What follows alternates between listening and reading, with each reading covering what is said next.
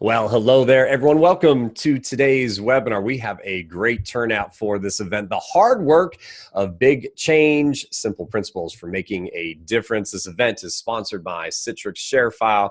My name is James Hilliard. Glad to be on board as the moderator for this event. Joining me on the screen and on the event is really the important guy for this. He's our featured guest, Bill Taylor.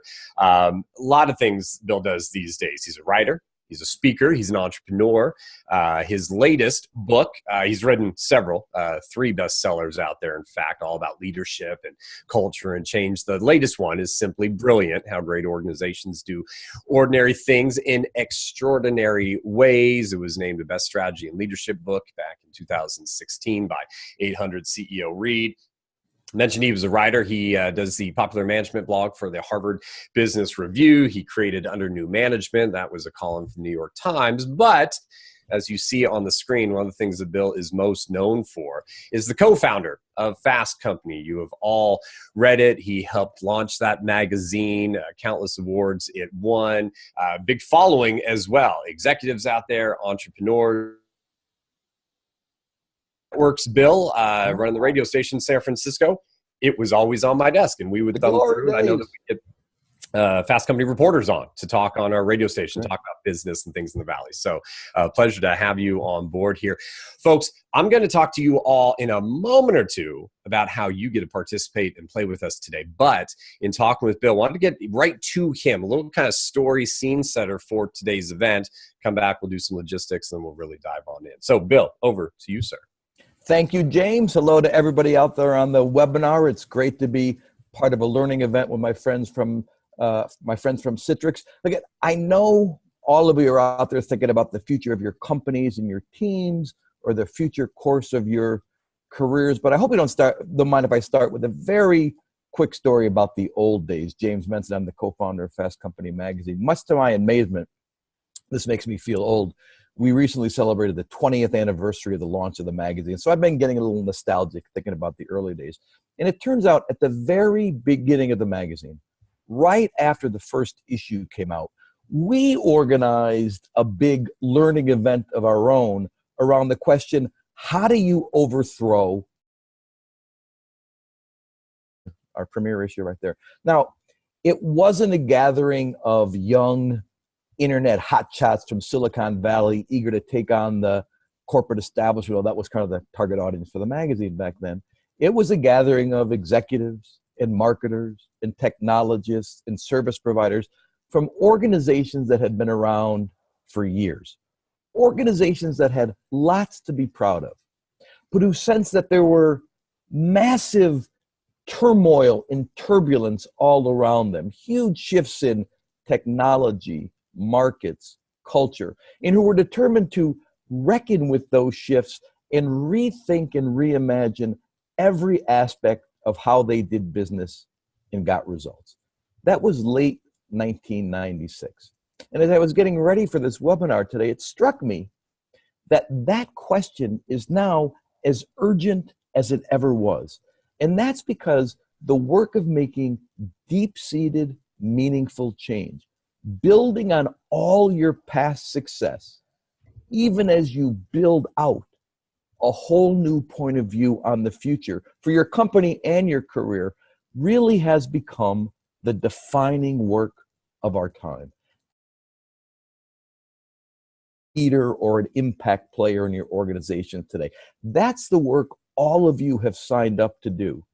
And that's really what I want to talk to you about for the next 45 minutes, the hard work of big change. Specifically, I want to talk to you about growth and the power of ideas. Do you have a definition of success for your organization or your team that allows you to stand for something special and inspires others to stand with you?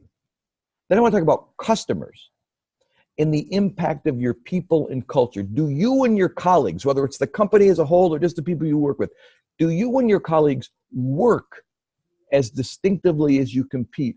And do those behaviors create something memorable and meaningful for everybody who encounters them?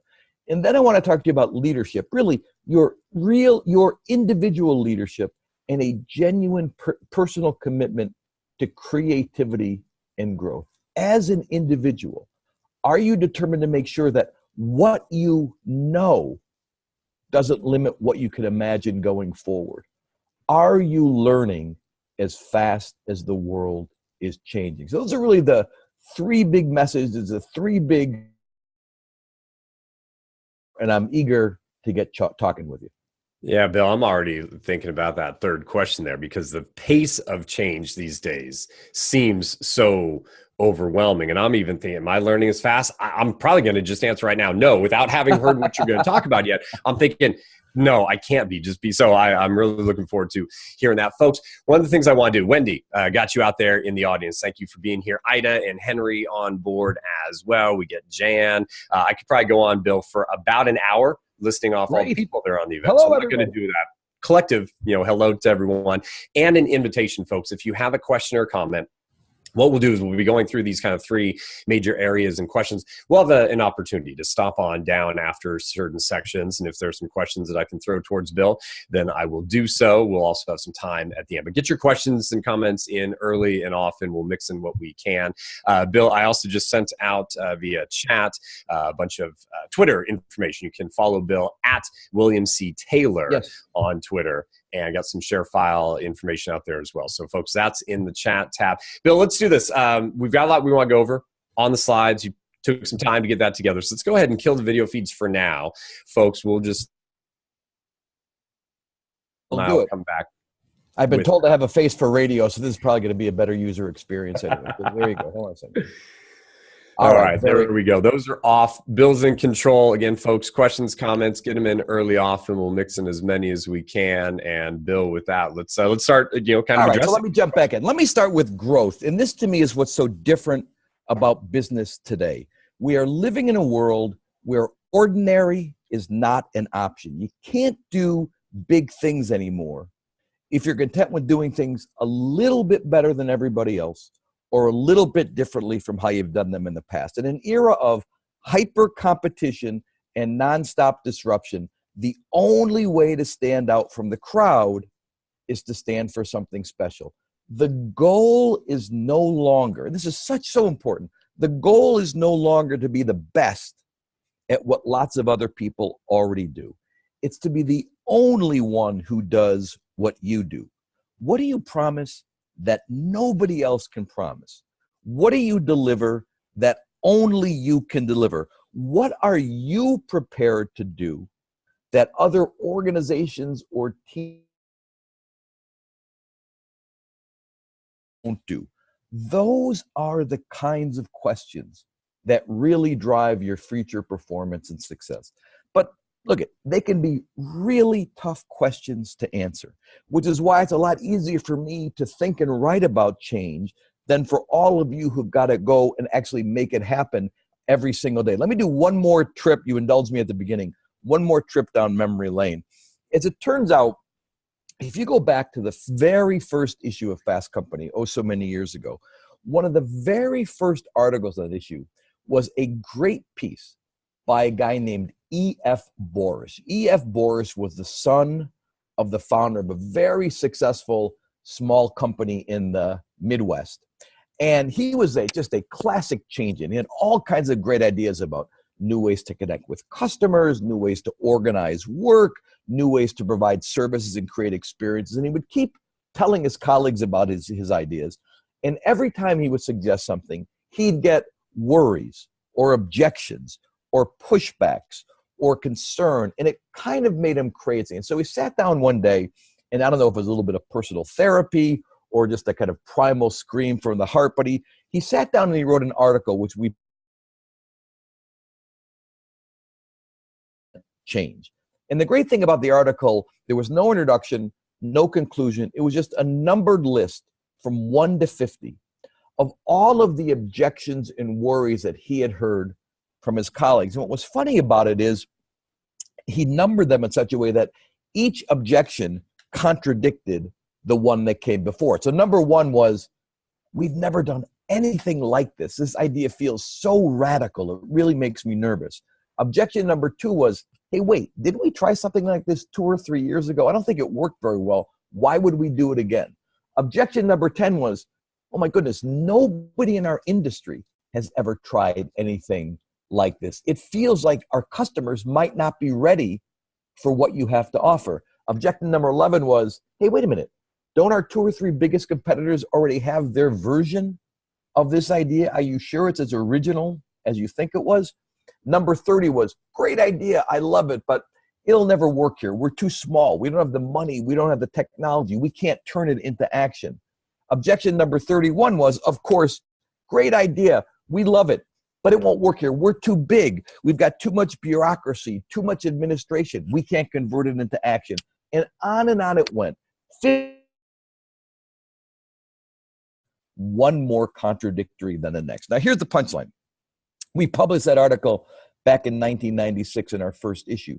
It turns out all we did is reprint an article that E.F. Borish first wrote in 1959, 58 years ago now. And our message to our readers back then, and my message to all of you on the webinar today, is that the more things change, the more the objections to change remain the same, which is why the first job of leadership, really, whether you're running a whole company, you're running a team, you've got a group of people working together, the first job of leadership is convincing your colleagues and maybe really convincing yourselves that playing it safe has become the riskiest course of all.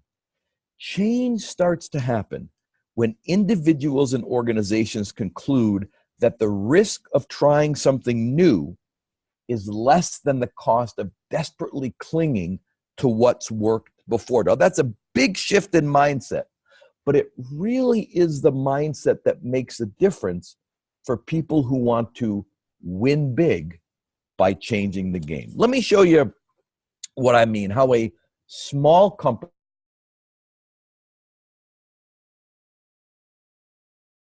by doing things differently. And I was just out, I'm very fresh in my mind. I've been following these guys for a long time, but I was just out to see them last week, and I got a kind of a new blast of their best thinking. It's my favorite community bank in the United States, a bank called Umpqua Bank. It's based in Portland, Oregon. A guy named Ray Davis takes over as CEO about 20 years ago, same time we were starting Fast Company.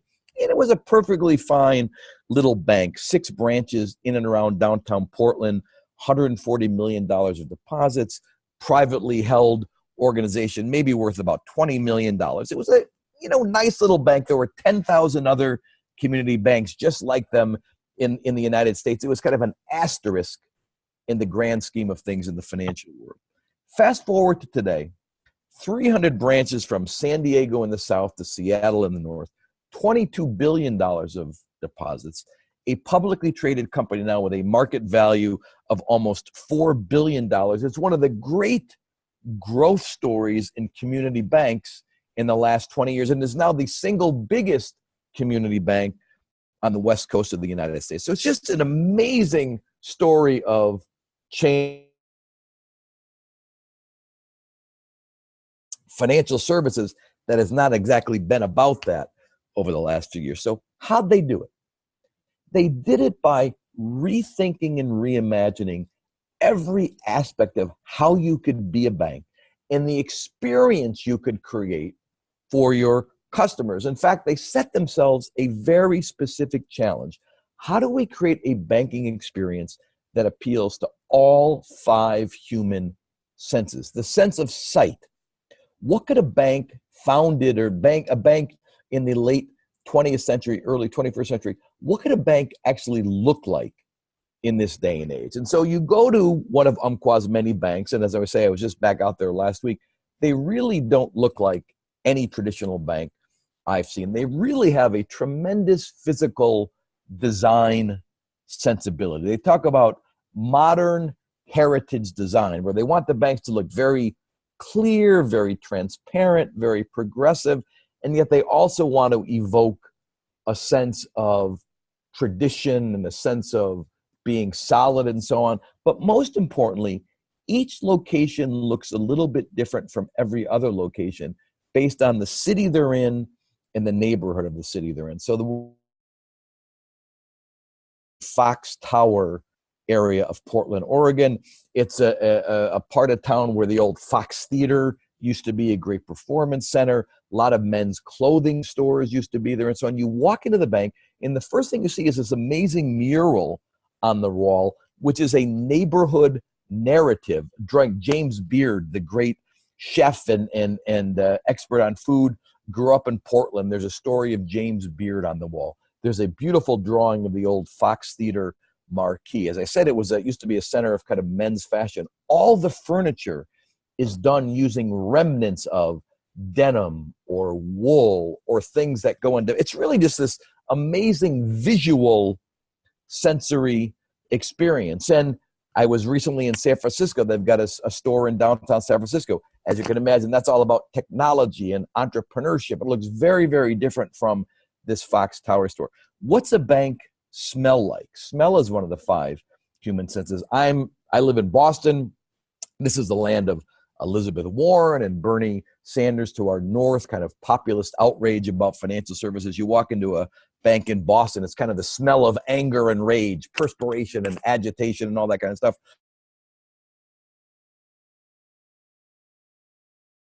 Elegant coffee house. One of the first things you see when you walk in is this just beautiful, what they think of as a hospitality area where they're serving you their own Umpqua blend coffee made specially for them, fair trade, organic, sourced in Costa Rica.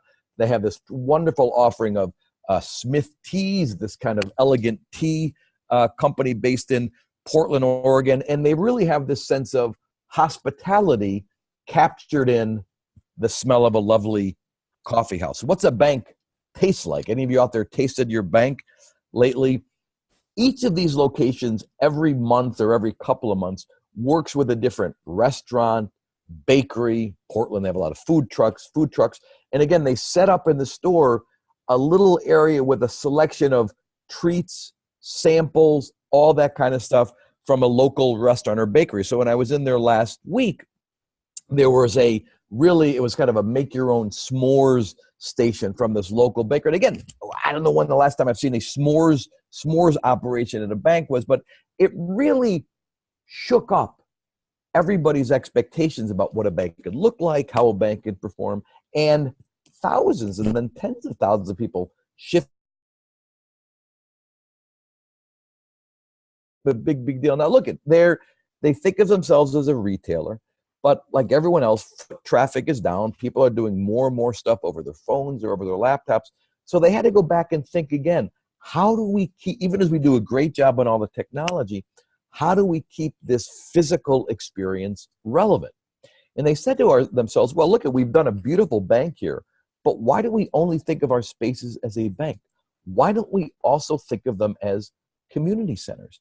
And let's open up these beautiful facilities to all kinds of groups that have nothing to do with banking, but that can still come and learn about us and interact with us and have their events there. So in this Fox Tower store a week or two ago, they held this incredible startup festival one night, and companies came in and made their pitches, and it's a really cool open space, and they had the coffee and tea going, and people can make their own s'mores and all that kind of stuff. At many different locations, they go out to the community and say, we know a lot of you out of there have book clubs, and you go the first Monday of every month to Jane's house, but Jane has got those bratty kids that disrupts your meetings, and they got the dog that jumps on the sofa. Come have your book club at the bank. We close down at 5 o'clock, 7 o'clock. We'll open back up for you. We've got sofas. We've got all this great stuff. And understand this, by far the most popular store at one of the big Umpqua locations in Portland was what's called the Stitch and Bitch Club. People would come in and knit and complain about their husbands or wives. There's kind of a whole spirit of angry knitting Portland style. And so I see this stuff, and as I was out there last week, I'm saying, why do they bother? They bother because they want to change the conversation with their customers about the role a bank can play in their lives. And they want to change the conversation with the community about the role a community bank can play in the community. And that, I would submit to you, is where real strategy and leadership begins today. The only sustainable form of business leadership is thought leadership. And this applies to a big company like Umpqua. It certainly applies to entrepreneurial organizations. I know we've got a lot of CPAs out there listening in. I think it truly, truly applies in the world of professional services. You know, as I think about the great brands and the really high-performing small companies I've gotten to know, what strikes me about all of them is the sense of they exude. Every time you encounter them, however you encounter them, you understand what makes them tick, what they care about, why they expect to win, and how what makes them tick and why they care about is relevant to you. So what I ask all of you to do, after you listen to me for a while and maybe then kind of reflect a bit after we're done here, set aside for a moment the products or services or market segments around which you've built your business, your team, or all the forces that are bearing down on the business, and ask yourself, what are the small number of ideas that define how we do business and that really distinguish us from how everybody else does business? If you want to do something exciting, if you want to do something compelling, that's where you've got to start. What do we see that other organizations in our field don't see? Or let me put it another way. You know, with all the problems and challenges of the world, so many of us spend so much of our time wrestling with that age-old question, what keeps you up at night? What are the problems and worries that nag at you?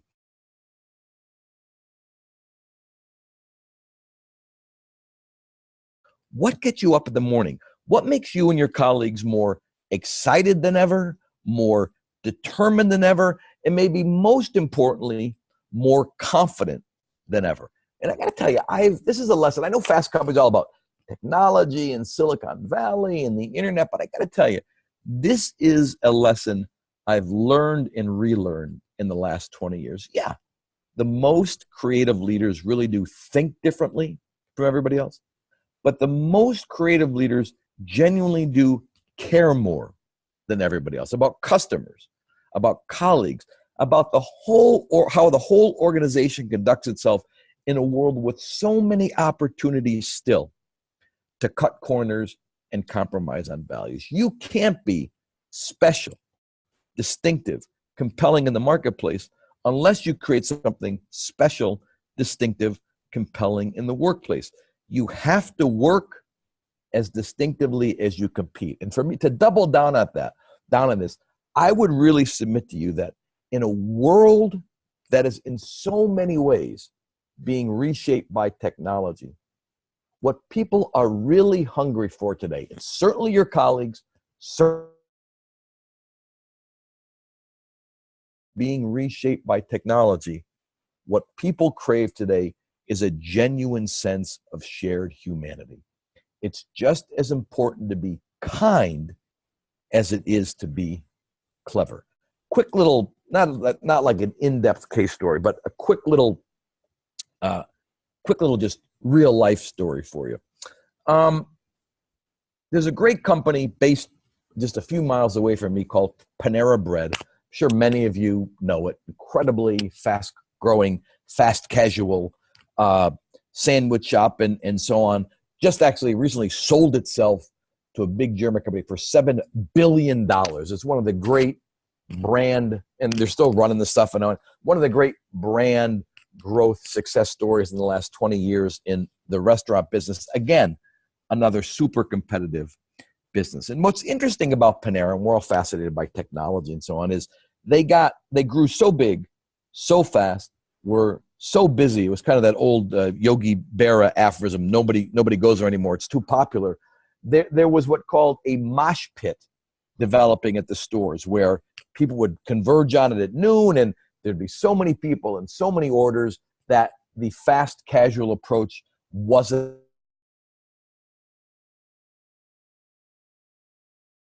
how to use technology to deal with this. And so they really have been very effective at using assorted digital technologies to get more efficient, more reliable, and faster. That online orders are now 25% of all their orders. You can order from a kiosk when you get to the store, which actually allows for much more accuracy than talking to a person who may be distracted, or you may be distracted, or whatever. The average wait time has gone down from 8 minutes to 1 minute. I mean, it's a really great success story in terms of using technology to streamline operations and make things faster, cheaper, better, all that kind of good stuff. And I'm it's all good. I love it.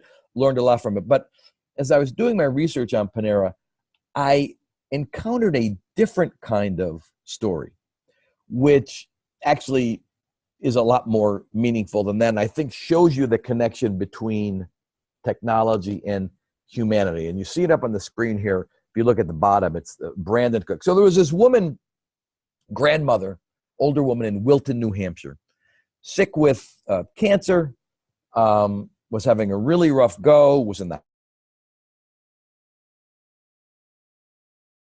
and she wasn't eating like often happens. She was losing weight. The doctors and nurses were getting worried.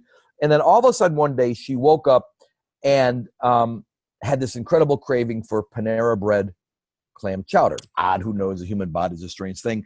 Her grandson, Brandon, was with her. You see him, his name down below there. He told Brandon, oh my goodness, what I would give to get some Panera Bread clam chowder. Brandon was excited. The nurses were excited because she was finally had an appetite back. That's the good news. The bad news was, this was, I think, on a Tuesday. Here in New England, as Brandon's message there says, Panera only sells clam chowder on Friday. It's kind of legacy of our cultural Catholicism here. I still have flashbacks of my mother giving me fish sticks on Friday. It's just one of those things. But Brandon wanted to make his grandmother feel good. He called down to the local Panera in Wilton, New Hampshire, got this woman, Sue, on the line and said, Sue, I'm at the hospital. Could you cook us up? I know it's Tuesday. Can you cook us up some clam chowder? Sue said, give me 45 minutes. I'll come down. I'll hook you up. So Brandon gets there. He got there. Sue had not just clam chowder for grandma, but enough for all the nurses and the doctors. Boxed him up a nice box of cookie, even had the staff. Great little experience, a great little episode at the hospital. Now, if this were 15 years ago, that's would have been the end of it. But what happened with, Brandon was 25 years old, I think, at the time. What's the first thing he did? As you can see here, he found the Panera Bread Facebook page. He just wrote up, you'll see, he wrote up this little story on the page. And what was amazing at that point was this outpouring of emotion and affiliation from really around the world. You see at the bottom, more than 800,000 people liked that post on the Panera Bread page.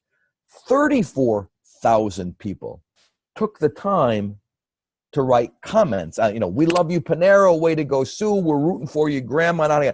It was just such an outpouring of affection and affiliation driven by technology, but made possible by humanity. Now, I was, James said I do a management blog for the Harvard Business Review. I learned about the story from the folks at Panera, so immediately I wrote it up on my HBR blog. And I got to tell you, it got more attention and more reaction than just about anything I've ever written on my HBR blog, which is nice. I'm happy for all that. But as I thought, what is it about how so many organizations do business that when a person does something this, to be honest, this kind of modest, making somebody chowder on a day where they don't normally serve chowder, that people think it's so wonderful, such an amazing experience. They do something that would be standard if one of our neighbors asked us to do this, of course we do it. If somebody from our church asked us to do it, of course we would do it. But because it's in a business setting, it just feels kind of remarkable. And I think a lot of us can ask ourselves, in our search for efficiency and speed and performance, have we unwittingly eliminated humanity and a sense of just good people doing good things from how so many of our organizations work? Why is it so hard to be kind?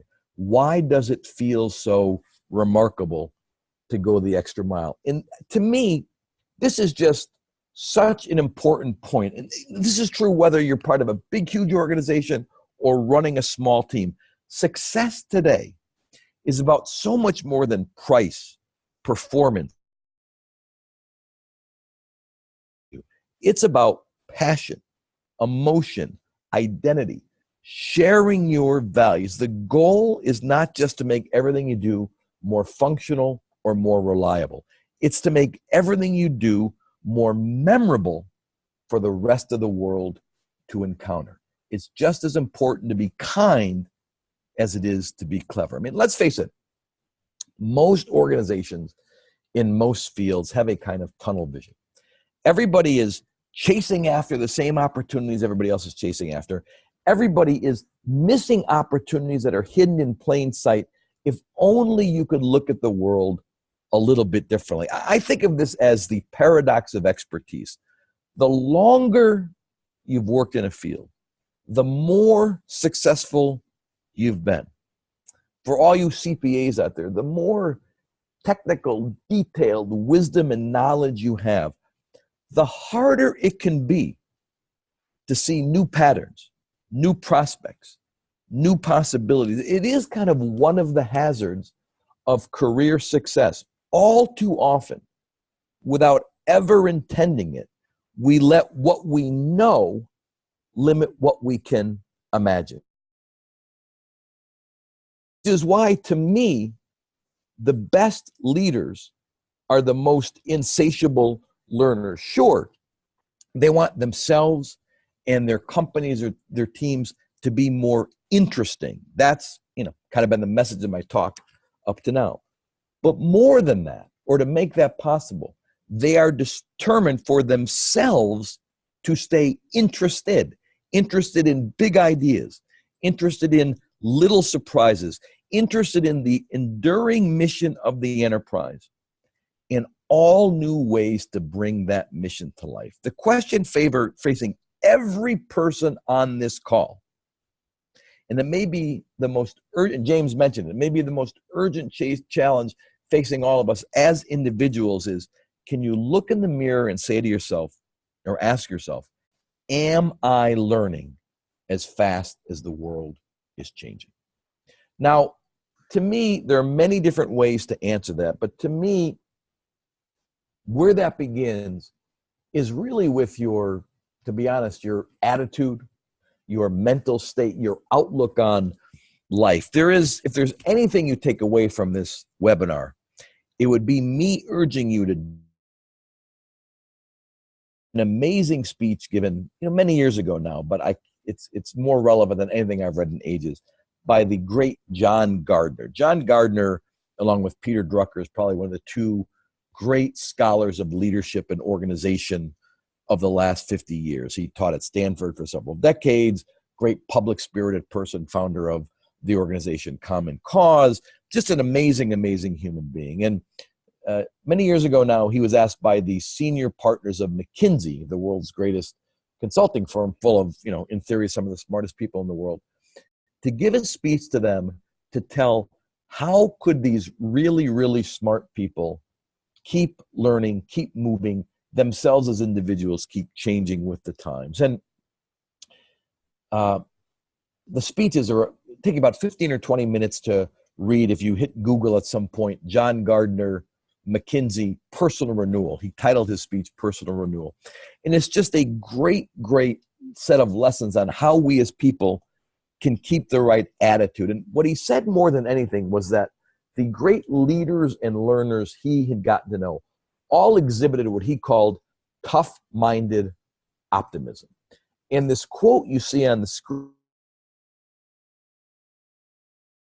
the day I read it, the future is not shaped by people who don't really believe in the future.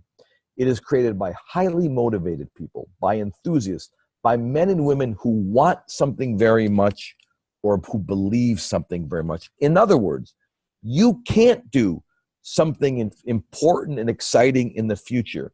You can't maintain a commitment to learning and evolving and growing with the times unless you yourself are excited about what the future holds. And as I think about the great leaders I've met over the years, I have to say there is a certain zest about them, a certain sense of energy and optimism that defines who they are and how they approach the world. Now, they don't expect everything to work out on the first try. They're not, kind of naive. That's where the tough-minded part of this comes out. In the hard work of making big change, most days are, in fact, hard work, and things are tough, and people are difficult, and situations are complicated. But if you want to be an impact player, if you want to be a difference maker, one way or another, you've got to summon a spirit of tough-minded optimism. Now, against learning? Who's against growing? Who's against optimism, for goodness sake? And yet, when I visit a lot of organizations in my work, these are not things I experience or sense in most organizations. I really feel it's a lot easier to talk about this stuff than to live it. And to me, that's because we don't like to fail. And yet, you can't talk about learning. You can't talk about innovating. You can't talk about changing unless you also talk about failing. That's what learning and innovating is. Encountering new ideas or technologies and struggling with them. Trying some new things with your business or with your team and watching that they don't work out exactly as you plan. You rarely get it right the first time. But unless you are prepared to fail, then you really aren't prepared to learn or change. I got a great lesson in this a few months ago. I was part of a big event in Detroit, Michigan, the annual Michigan CEO Summit. And I was the kind of the lunch speaker in the middle of the day. But I had the chance to sit in on the morning on really who was the CEO of Domino's Pizza. And 20 years ago when we were starting Fast Company, somebody told me one of the best CEO talks I'd see in a long time would be from the CEO of a pizza company. I would have been very surprised. But it was an amazing experience. I've talked to Patrick since then and so on. And I want to share it with you just because it underscores the connection between learning and failure, the connection between success in being willing to deal with missteps and mistakes along the way. So some of you may know this. I didn't until I went to this event. Patrick Doyle took over Domino's back in 2010, and it has been an amazing story of transformation, innovation, and growth. When he took over, the company was basically flatlining, no growth, food was terrible, the brand was sagging, really kind of a disaster. The stock was at $8.50 a share. Fast forward to today, company's on an absolute growth tear. Stock is at $185 a share, one of the amazing growth stories anywhere in the economy. Patrick Doyle himself was on CNBC all the time. Domino's has got his mojo back. It's just an amazing thing, and it really is wild, really is amazing. All of the digital transformation at this company. They've got 800 people who work at headquarters in Ann Arbor, Michigan. 400 of the 800 are in big data, software, analytics. Domino's considers itself as much a technology company as it does a pizza company. And if you're the young folks out there may know what I'm talking about, Domino's now gets more than half its orders over the mobile app. People really don't call the 1-800 number anymore. You can now text your order to Domino's and get a pizza. If you're a registered user, you can literally tweet an emoji of a pepperoni pizza, and 25 minutes later, a pepperoni pizza will arrive at your doorstep. And it may well arrive in one of these vehicles you see on the screen. Domino's has introduced last year a fleet of these so-called PDVs, personalized delivery vehicles. They took a Chevy Spark, they ripped out all the seats other than driver's seat. They stuffed it with all kinds of technology, not just Google mapping, but algorithms that, go to this house, then this house, and this house, the kind of stuff that folks at UPS live. And then the whole rest of the car can carry 80 pizzas in it in a warming oven as the driver drives around in the technology, and the technology tells them where to go and in what order. It really has been this digital infusion, digital reinvention of one of the most ordinary kind of companies delivering pizza you could ever imagine. So it's just a tremendous success story. Now, what I loved about the presentation, and I've learned so much from Patrick since then, is he spent like 5 minutes talking about all the successes. What he wanted to really talk about with his colleagues was all of their failures. In fact, the title of the talk was Failure is an Option. And the argument he made there, and the argument I'm trying to make to all of you, is there is no success without a tolerance for mistakes and setbacks. You can't expect to do big things and make big change unless you're prepared to try lots of things and make mistakes along the way. And he said for that to happen, he had to get people to overcome two obstacles. The first was what he called omission bias. If you go inside most organizations, when I say this to you, I'm guessing you're going to relate to it. What you find is that someone has a great idea. Most people with a great idea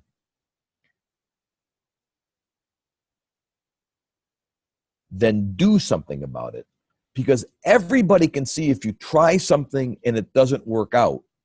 And nobody sees when you could have tried something and it didn't work, but you didn't have the guts to do it. It's kind of like the dog that didn't bark. If you're the person who has an idea, raises their hand, goes to a meeting, and then tries to make something happen, and you fail or you have a kind of mistake, we jump on that and we give you a bad performance review. We may ding your budget for next year. And so people would rather not speak up than speak up.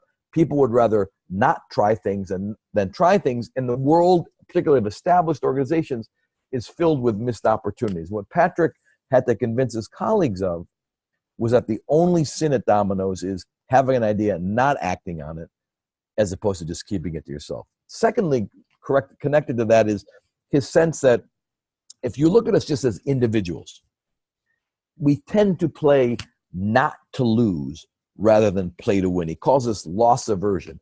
What he says, you look at professional athletes, you look at professional investors, you find that as human beings, we experience the pain of loss twice as intensely as the pleasure. Is to be cautious even when circumstances call for us to be bold. And what he just has tried to urge his colleagues is we have to wake up every morning and play to win. We can't come to work every morning and play not to lose. And I got to tell you, this organization has succeeded because its leadership has been so determined to give people the freedom to fail. Not to be reckless, not to be dumb, but to understand that if you genuinely want to try new things, you've got to be prepared for the missteps, mistakes, and setbacks that come along with it. In fact, I want to end this talk on maybe a strange note, but the talk has been all about creativity and success and performance. And what I want to end the talk on is by urging you to document and share your individual failures. It may sound strange, but I think one of the best ways to prepare yourself to succeed is to be honest about it and even to celebrate all those times that you failed, which brings me to the idea of the failure resume. I first got wind of this a while back. I'm an alumnus of Princeton University, and one of the young, really hotshot professors, Twitter sphere, just took the Twitter sphere by storm after somebody noticed that he had published what he called his CV of failures, an academic resume, curriculum vitae, a long list of all the degree programs he didn't get into, all the academic positions and fellowships he applied for and didn't get, all the papers he had submitted to academic journals that were never published. Now, and people were just amazed that he would go off and do this thing. Now, at some level, this failure resume seems to me as kind of an elaborate kind of humble brag. This particular professor graduated with honors from Oxford, has not one but 2 PhDs, and he's published and presented so widely that his traditional CV is 7 pages long. But he really came to this authentically, and he came to it for 3 different reasons. First of all, he did it as a exercise in personal self-reflection. He wanted to remind himself that now that, he's at a great moment of celebrity and achievement and everything, but his own personal success was built on an awful lot of failure, setback, and disappointments. We all,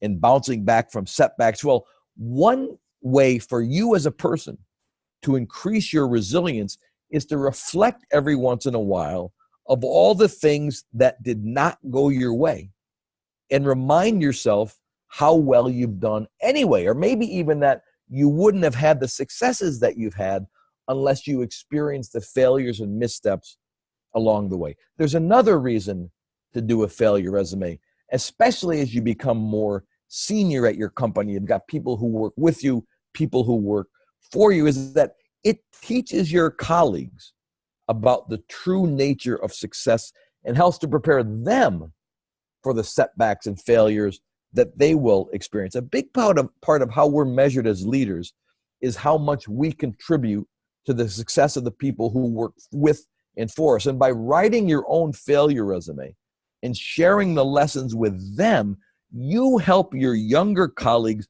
develop the grit and the resolve and the thick skin they're going to need to keep flourishing, keep raising their hands, keep sticking their necks out, and keep trying to make change. And finally, there's one last reason why it might make sense to create your failure resume, and that's because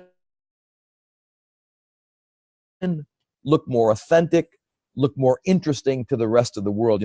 We all want to stand out from the crowd, to be the kind of person that other people think is worth paying attention to. Well, in a world kind of drunk on success, being willing to share your failures helps you stand out from the crowd. In fact, my favorite entry in this resume, and I think it's on here somewhere, is what this professor calls his meta failure, which is that this CV of failures that he created has received way more attention than his entire body of academic work. This guy is now known to the world, not because of all his breakthroughs in the lab, but because he was an interesting enough person to share this failure resume with the world. And so ultimately, to me, the job of every organization, the job of every team, the job of every individual leader is not just to out-hustle or out-muscle the competition.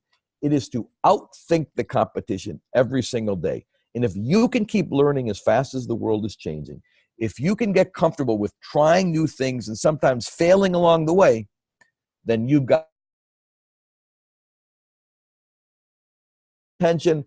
Thanks for being part of this webinar. Good luck as you invent the future of your organizations and your own career. And with that, I think we're going to go back to video mode, and you'll see me again. And here I am. And thanks so much for listening. And back to you, James. Good stuff, Bill. And I had noticed I was getting up close on screen. I was reading there. I loved his meta failure. Yes, exactly. Yeah, and that's what I pulled that out as well.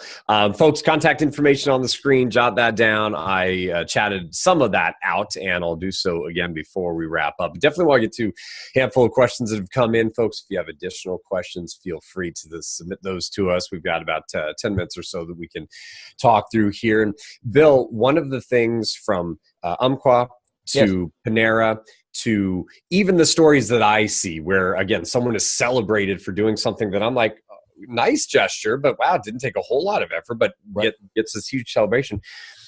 To me, there's got to be a manager, a leader, a branch president, something who trusts their employees to make those choices, because without that employee is going, well, we have a rule, we don't make chowder on Tuesday. So there has to be some type of trust. Can you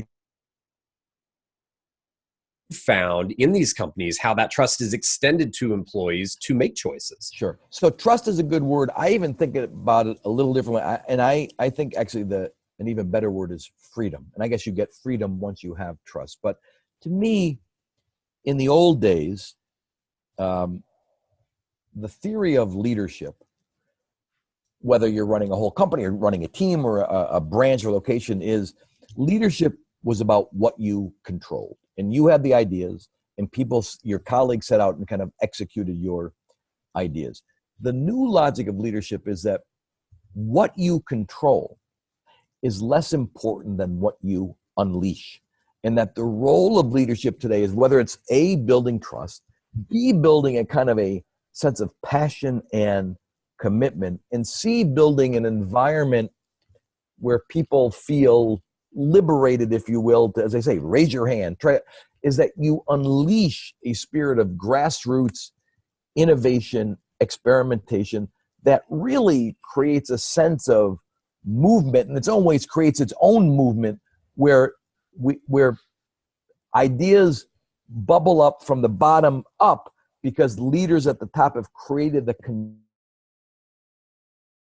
texture of participation where lots and lots, we used to think leaders had to have all the answers. And if you were in charge of anything, 5-person team, the marketing department, whatever, the Seattle office of some company, you had to be the smartest person in the room, whatever room you happen to be sitting in. I think the new logic of leadership is, what does it mean to be a leader in a world where nobody alone can possibly be as smart as everybody together? And so it's no longer, oh, I have this great idea. What's my style of communication to push it through the ranks and get everybody to implement my idea? It's, I need a great idea. What is my architecture of participation so I can create the grassroots conditions where lots and lots of smart people, maybe they're my colleagues, maybe they're other people in the organization who hear about what I'm up to and want to share this. Maybe they're partners, people from outside the organization. People don't have to work directly for you anymore in order to work with you. And so the best leaders I know, and it does involve trust, but it also involves creating a kind of spirit of innovation and almost a playfulness that encourages and unleashes people to share their ideas and try a bunch of things. And so you're right, whether the ideas, a lot of them came from somebody in Sacramento tried this, somebody in Peoria tried that, and these things just, and success breed in the same way that you've got to get comfortable with failure in order to see, little successes breed more little successes, and suddenly you've got a whole big new experience kind of deal. So it is a new logic of leadership, really.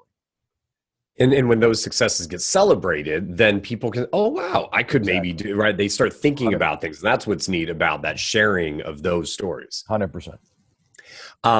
Several people, I'm going to just take one of the ideas I saw here, but several were on the same page here saying, hey, if we, Bill, do not have executive leaders that are open to these ideas, that are giving us freedom, that are trusting us, are we part of a sinking ship? Do we need to bail out and run? Well, it's, in the last 20 years, whether it's the early days of Fast Company or now writing this book, this is the toughest question in the world. I urge people a couple of things. First of all, don't give up too easily on your executives, your organization. If you feel in general good about the work you're doing, you're proud to be affiliated with a particular company or a particular brand or whatever the case may be,